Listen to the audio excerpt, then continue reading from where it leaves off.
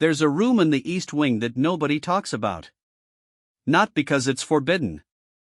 Not because there's a lock on the door or a guard posted outside with instructions to turn people away. It's just nobody goes there. The staff learned that years ago, the way you learn things in a palace, not from being told, but from watching what happens when someone forgets. You forget once. You walk in. And then, you see him standing there, alone, talking to nobody, and the whole thing feels so private that your chest tightens like you've walked in on something you were never supposed to witness. Something raw.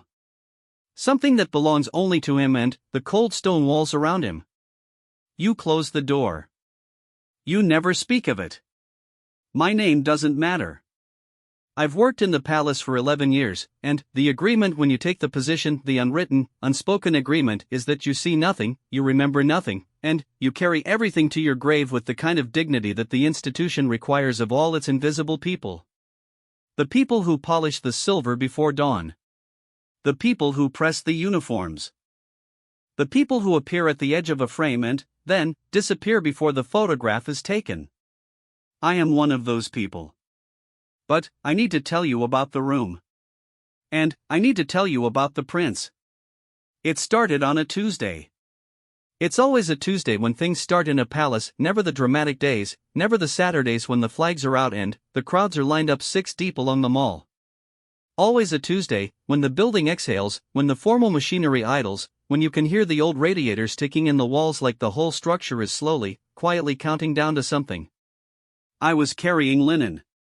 That's it.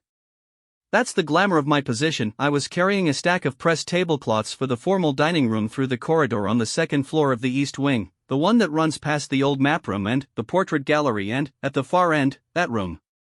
The one with no name on the door. It had been a music room once, I think. Or a reading room.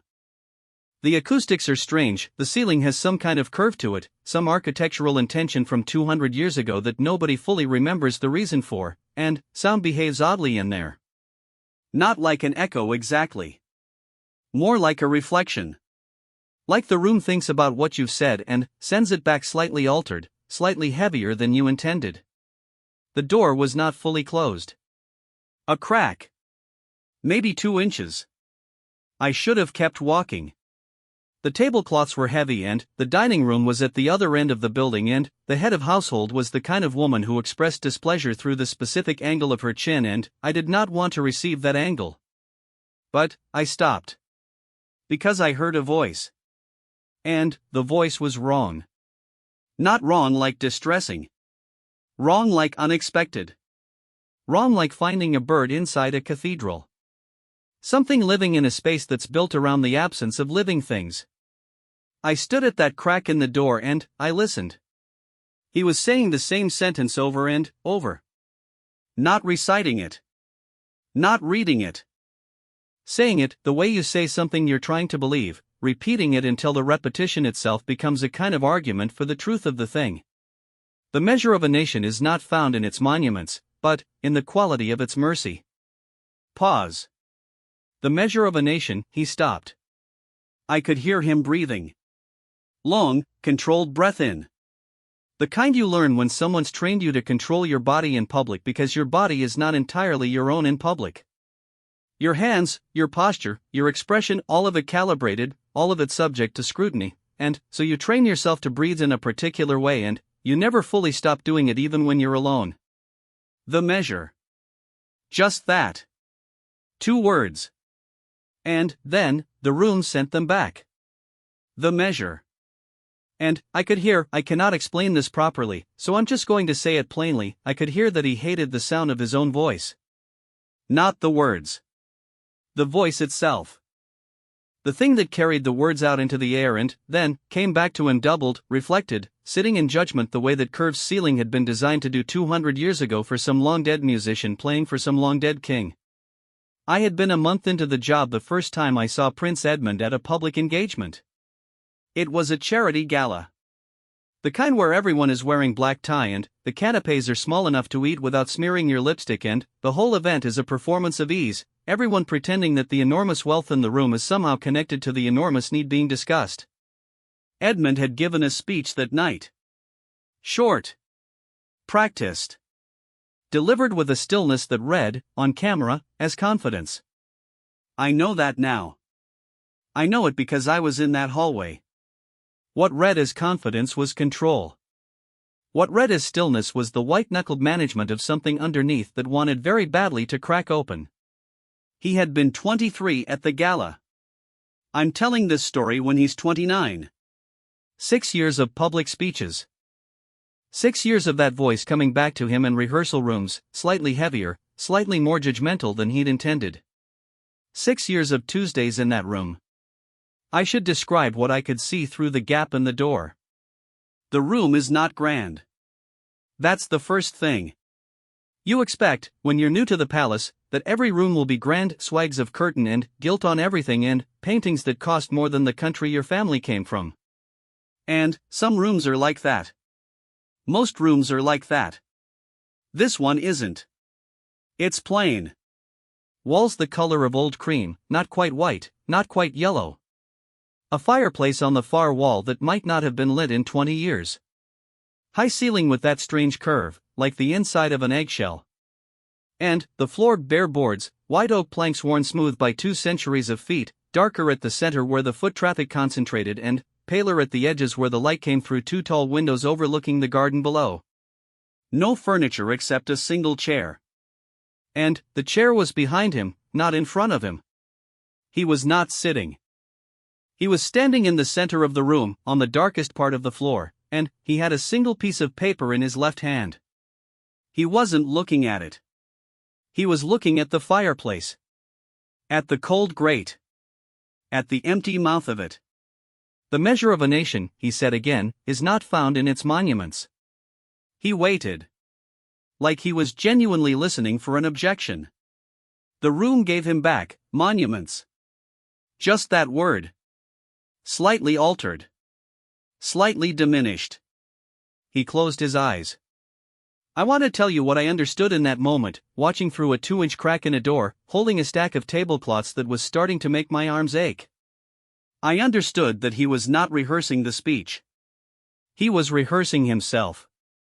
The person who would have to stand in front of 200 people and say those words and mean them and be believed.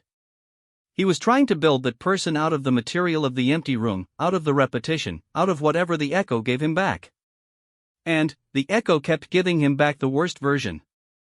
That's the thing about acoustics when you're already doubting yourself. The room isn't malicious. Physics isn't malicious. But when your own internal voice is the harshest voice in any room you've ever been in, then every reflected sound becomes confirmation. The measure. Monuments. Mercy. Each word landing back on him like a small verdict. I had a sister who stuttered as a child. I don't know why I thought of her in that moment. I think it was the quality of his stillness before he spoke, that long pause where you're gathering something, bracing for the gap between what you mean to say and what comes out. She used to stand at the top of the stairs before school and do that same thing. Just still. Breathing. Daring herself. He dared himself. The measure of a nation is not found in its monuments, but in the quality of its mercy. Smooth. Clean. Not a crack in it. And he exhaled so sharply it was almost a laugh. The relief of it. The brief, brilliant relief of a sentence going right, landing where you intended.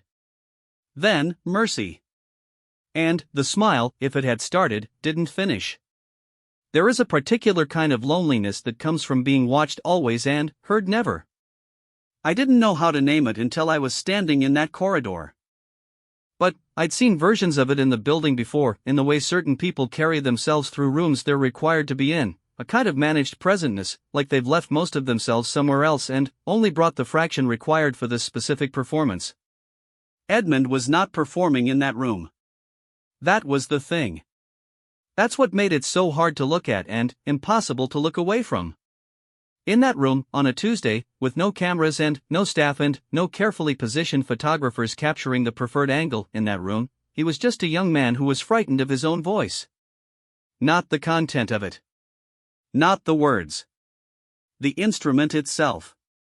The thing he'd been handed at birth along with the name and the title and the weight of an institution that predated every living person in the building by several centuries. He'd been handed a voice and told, this voice must represent something. Must be steady.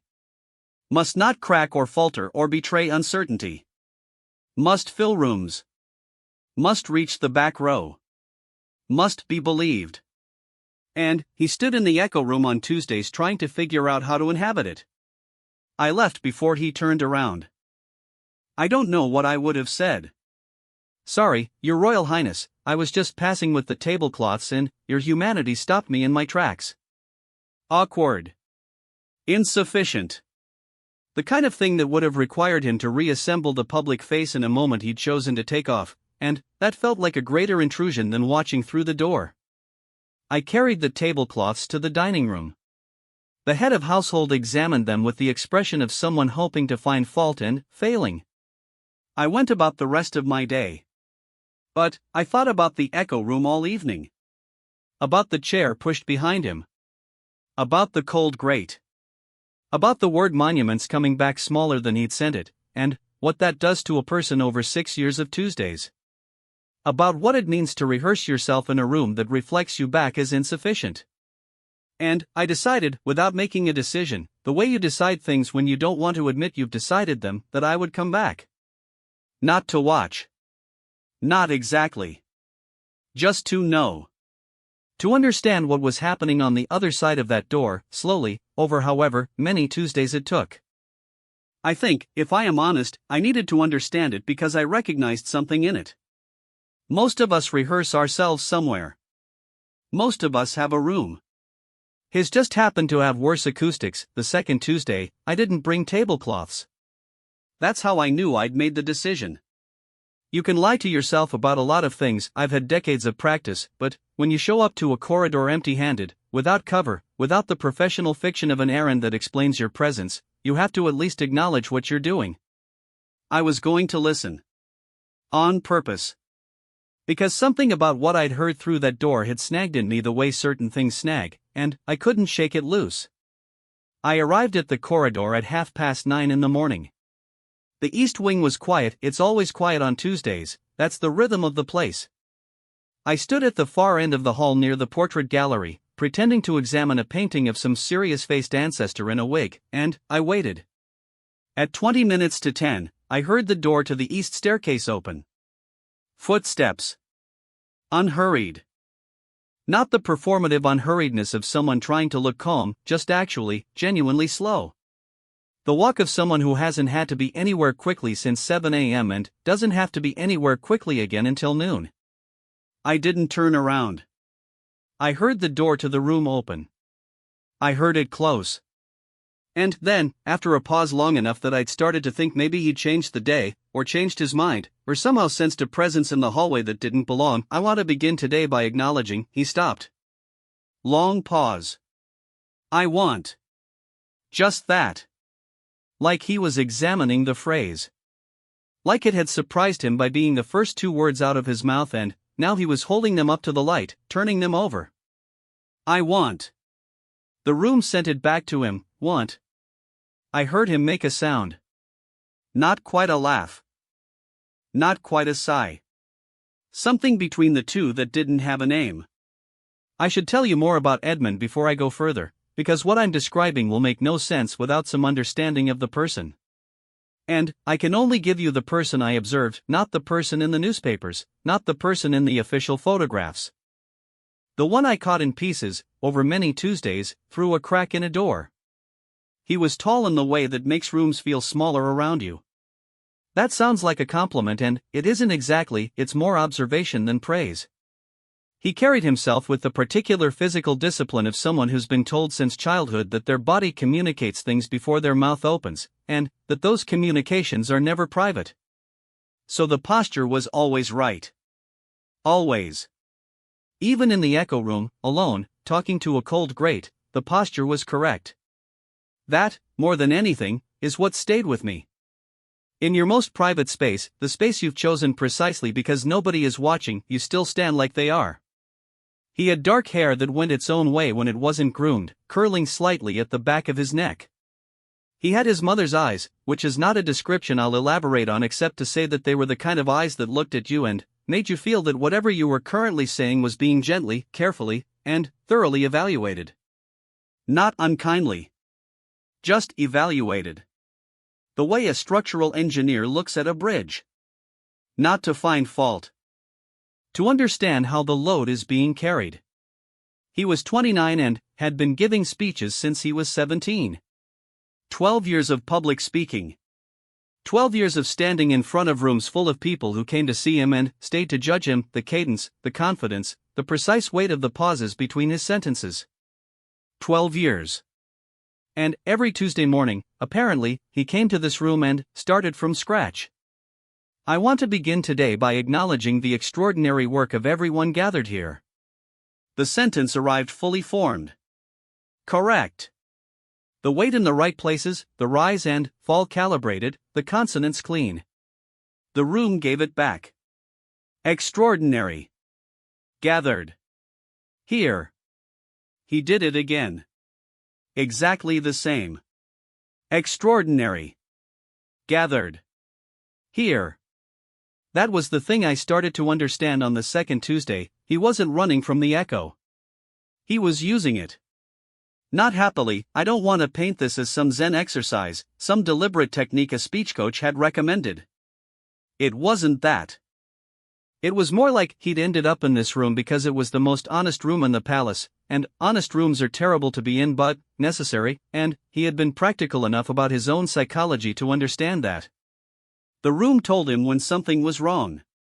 Not in words. In the quality of what came back. A sentence that landed right came back light. Clean. You could hear it. There was something in the acoustics that reward a phrase with genuine weight behind it. The curve in the ceiling does something specific when the voice underneath the words is committed. A sentence that didn't believe itself came back hollow. He was learning to hear the difference. The third Tuesday, something changed. I was in my position by the portrait. I'd started to feel proprietary about that particular ancestor in the wig, irrationally fond of him for being a reliable place to stand, when I heard the staircase door open earlier than usual. 9:20. 20 minutes ahead of schedule. And, then, a second set of footsteps. I did not turn around. I heard voices low, murmured, the kind of conversation that's happening at reduced volume not because the content is secret but because the corridor is echoing and voices carry and some habits are so deeply conditioned they become involuntary. Not suggesting you change the whole thing, just the opening. A woman's voice. Crisp. Not unfriendly, but not soft either. Someone used to being direct without it being interpreted as aggression. And, Edmund, the opening is fine. Flat. Not cold exactly. Just done. The voice of someone who is ending a conversation they consider finished. It reads as formal. Given the audience, I know the audience. A pause.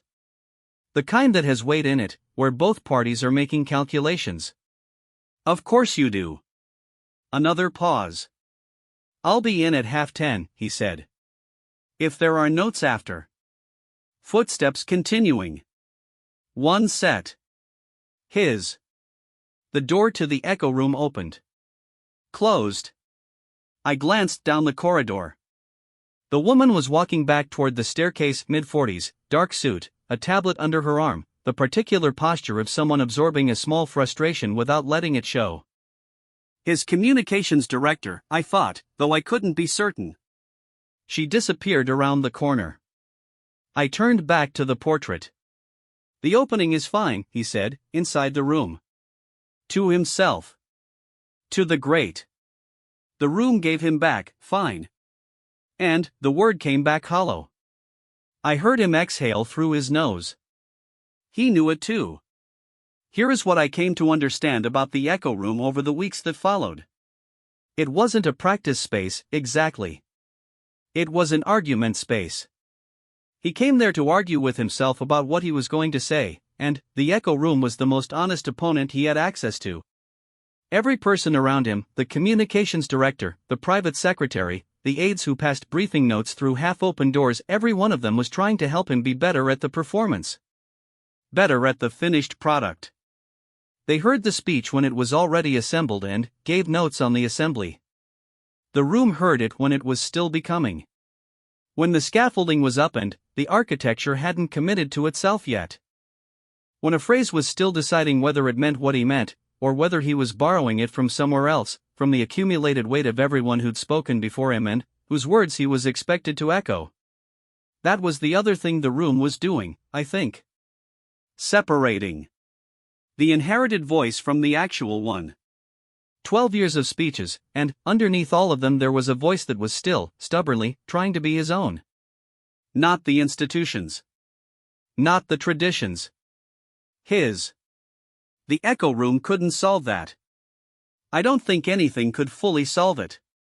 But it could mark the difference this word, his, that phrase, borrowed, this sentence, true, that one, performed. He was sorting.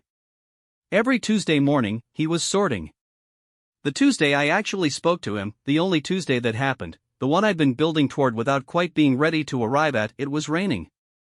The kind of rain that doesn't come down so much as simply exist. Gray and, total and, close, pressing against the high windows of the corridor until the whole building felt like it was at the bottom of something. I was late arriving. A situation with the morning deliveries had absorbed 40 minutes of my day, and, by the time I reached the corridor it was nearly 10 o'clock, which meant he'd been in the room for about half an hour already. The door was pulled almost completely shut, further than usual, or maybe I was imagining that. I went to my painting. But something was different today. The room was quiet. Not the deliberate quiet of a pause between attempts. Just quiet. Long past the normal length of a pause. I waited. Still quiet. I am not going to pretend I acted on instinct, because I don't think that's honest. I think I acted on something more like accumulated concern, the particular concern you develop for someone you've been observing privately and, without their knowledge, which is a strange relationship to be in, not clean, not defensible, but human in the way most private things are human. I walked to the door. I raised my hand and knocked. The knock sounded enormous in the quiet corridor. 3 small sounds that immediately felt like the worst decision I had made in recent memory. Silence from inside. Then, yes.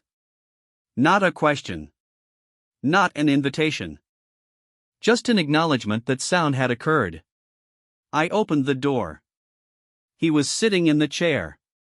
That was the first thing. The chair that was always behind him was now the thing he was in, and the sight of it rearranged something in my understanding of the room. The chair facing the fireplace.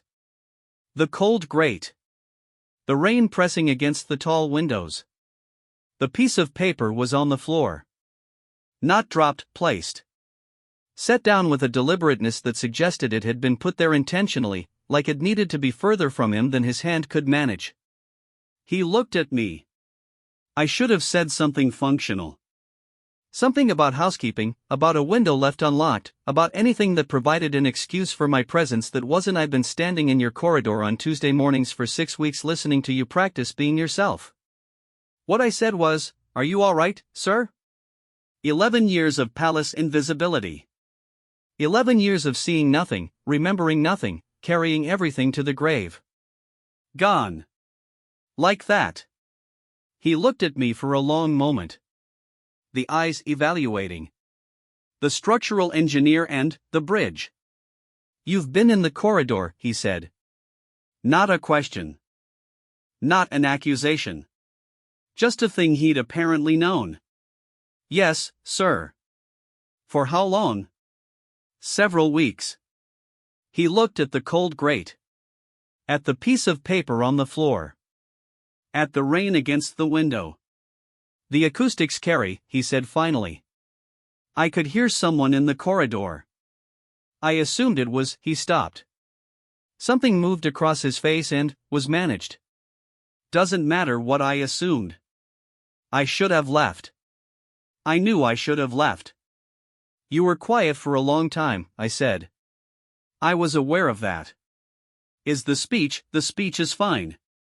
And the word landed in that room and the ceiling did what the ceiling does. Fine. He heard it. I heard it. He looked at me with something in his face that was almost, but not quite, amusement. "You've been listening," he said. "Then, you know what that sounds like." I did. "It sounds hollow," I said. He was quiet for a moment that felt longer than it was. "Yes," he said. "It does." We didn't speak for a while after that. He sat in the chair and I stood near the door, and the rain did what rain does in old buildings, found every gap, every imperfect seal, making itself heard in the small percussion of a drip somewhere behind the wainscoting, irregular enough that you couldn't stop tracking it. The piece of paper was still on the floor. I don't know exactly what moment shifted things from awkward to something else. These moments don't announce themselves. You're in one thing and, then, you're in another thing, and the transition happened somewhere in the middle of a silence that both people were too occupied to mark. He said, "Do you know what the speech is for?" "No, sir." "Youth Enterprise Program. East Manchester. 40 kids, 17 to 23, all of them running small businesses. Bakeries. Repair shops. One young woman doing graphic design out of a bedroom in Salford." He looked at the cold grate. "They want me to come and tell them the nation believes in them." "Does it?" He looked at me. "The nation," I clarified, then immediately regretted clarifying, because the question was already rude enough without elaboration. He didn't seem offended. He seemed interested. The structural engineer again. Examining the question for load-bearing capacity. "Some of it," he said. "Enough of it. More of it than they've been told." "Then, it's not a hollow thing to say." "No. But, it comes back hollow in this room." He was quiet. "Yes," he said. "It does. I want to be careful here about what I claim to understand, because I think people who observe private moments often make the mistake of believing that observation confers understanding, and it doesn't, entirely. You see a piece. You construct a story around the piece. The story might be right, or it might be the story you needed to tell about someone else's life. So what I'm about to say is the story I constructed. It might be wrong in the particulars. I believe it's right in the shape. He was afraid, not of the speech, not of the room, not of the 40 kids in Manchester. He was afraid of the gap between the voice the institution had built and the thing he actually wanted to say inside it. 12 years of public language. 12 years of the measure of a nation, and extraordinary work and carefully weighted pauses and sentences that had been reviewed by 3 people before they left his mouth. 12 years of language that was correct and appropriate and landed exactly where intended and meant, in the end, slightly less than it should have, because meaning requires risk and risk requires that the thing coming out of your mouth is undeniably, irreducibly yours. The echo room was honest about the gap. That was the problem. That was also the only way through. "How long," I said, "have you been coming here?" He thought about it. Actually thought, not just reaching for a number. "I had a speech when I was 22. Youth unemployment. A room in Leeds, not dissimilar to the one in Manchester. 300 people, most of them out of work, some of them angry, all of them with more reason to be angry than they were being." He paused. I gave the speech they'd written me. Word for word. Every inflection where they'd told me to put it. And, afterwards, a man came up to me, 50-odd, hands like he'd been building things with them his whole life, and, he said, "That was very well delivered." He looked at the window. "Not that helped. Not I believed you. Just very well delivered." He let that sit. "I came here the following Tuesday," he said. "I don't remember why I came specifically here. I think I just opened a door. And found the room. I looked at the curved ceiling. At the architectural intention of 200 years ago, designed for some long-dead musician, doing its honest work now for a prince who'd opened the wrong door at 22 and never quite closed it again." "The man in Leeds," I said. "He was right, though. Wasn't he? It was well delivered." "It was perfectly delivered," Edmonds said. "That's what he meant. That's what I heard. And then, he said nothing else about it, and I did not push, because the room had already told me everything that needed to be said about the difference between perfect delivery and something that a man with hands like builder's tools would actually believe. He picked up the paper from the floor. Not urgently. Deliberately, the way you pick up something you've set down not because you dropped it but because you needed it to be further away for a while. He read it. Not aloud. His eyes moved down the page, and I could see him not reading the words, really, but testing them, the way you test a step before you trust your weight to it. He got to a particular line and stopped.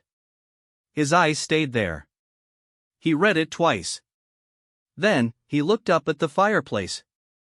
Would you, he started. Then, stopped. I waited. This is very irregular, he said. Quite, sir. And, I should probably, he made a gesture with the paper that meant several things at once. There are people whose job it is to, yes, sir. But, they're not in this room. No, sir. He looked at the paper. Then, at me. Then, at the paper. There's a line, he said. Halfway down. Would you listen to it? And, tell me if it sounds like something a person actually means. He said it as if he already knew the answer. But, he needed to ask anyway. Of course, I said. He held the paper in his left hand. He looked at the cold grate. He breathed the long, controlled breath, and then, he did not deliver the line. He said it. Small distinction. Enormous in practice.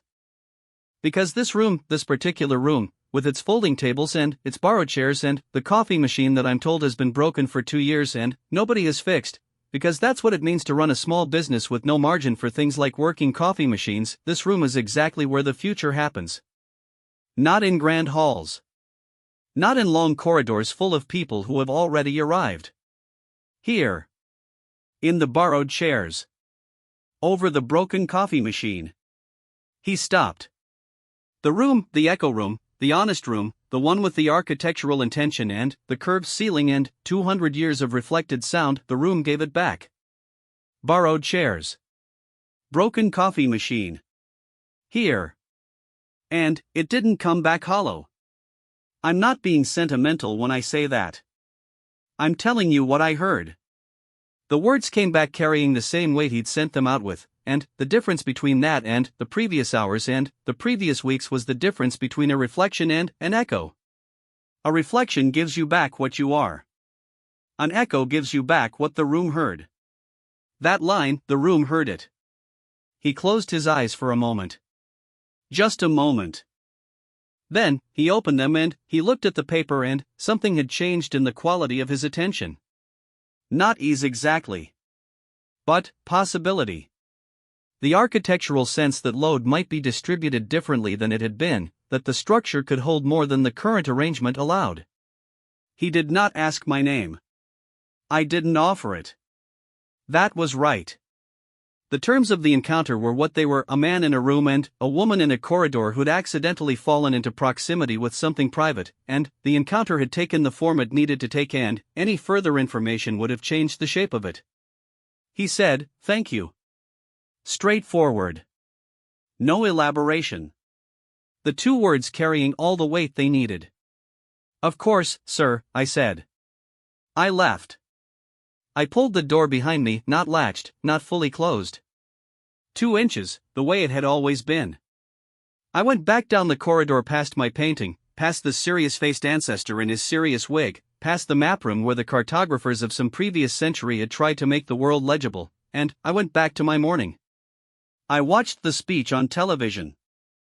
The ceremony in Manchester, the folding tables and borrowed chairs, the graphic designer from Salford sitting in the 3rd row with her hands folded in her lap, and the particular expression of someone trying very hard to look less nervous than they are. The coffee machine on the side table had a small paper sign on it. Out of order. Someone had drawn a frowning face on the sign in blue pen. Edmund stood at the front of the room. He had no lectern. He held the paper, a single sheet, loosely in his left hand. He looked at the room. He looked at the graphic designer in the 3rd row. He looked at the man in the second row who had the hands of someone who'd been building things his whole life, because there is always a man like that, in every room. He said, "I want to begin today by acknowledging that I've been told to begin many speeches by acknowledging things. Laughter. Small. Real. And, I'm going to do that differently, if you'll allow it." He said the borrowed chairs line. He said the broken coffee machine. He said it the way he'd said it in the echo room, not delivered, just said, the way you say something you mean, which is the only way meaning travels. The graphic designer from Salford looked down at her hands. Then, she looked back up. That was the moment. Not the applause at the end, not the photographs afterward, not the news segment that called the speech a departure from his usual style in the way that journalists say departure when they mean this one actually reached us. The moment was her looking down at her hands and, then, back up. She'd believed it. Not the institution. Not the tradition. Not the 12 years of correctly weighted pauses and reviewed sentences. Him. I have not been back to the corridor since that Tuesday. Not because anything happened that required me to stay away. Not because of any conversation or instruction or consequence. I stay away because that moment was complete. The room did what it needed to do, and the Tuesday after was someone else's Tuesday, and the corridor and the portrait and the ancestor in the wig belong to the next person who needs them. But, I think about the room. I think about what it takes to stand in a space that reflects you back as insufficient, day after week after month after year, and keep showing up anyway. Keep sorting. Keep arguing with the echo until you can hear the difference between the borrowed voice and the actual one. I think about how most of us have a room. A Tuesday. A cold grate and a curved ceiling and the company of our own worst echo. I think about the man in Leeds with the builder's hands, who said very well delivered, and about what it means to spend 7 years tracking down the gap between that and the thing you actually meant. I think Edmund found it. Or found enough of it to build toward. Not because he was exceptional, not because he was royal, not because of any quality that distinguished him from the graphic designer in the third row with her folded hands. Because he kept showing up to the honest room. Because he let the room tell him the truth. Because when the sentence came back hollow, he didn't rewrite the sentence, he found his way back to the thing that would make it solid. And because, on one rainy Tuesday in an empty palace corridor, he said borrowed chairs and broken coffee machine to a cold fireplace and an empty room, and the room, for the first time in however many Tuesdays, believed him. The speech is available online. You can find it if you look. But what you won't find, what I can give you that no recording can, is the Tuesday before. The echo. The paper on the floor. The long, controlled breath. And a voice learning, slowly, at great cost, to carry its own weight.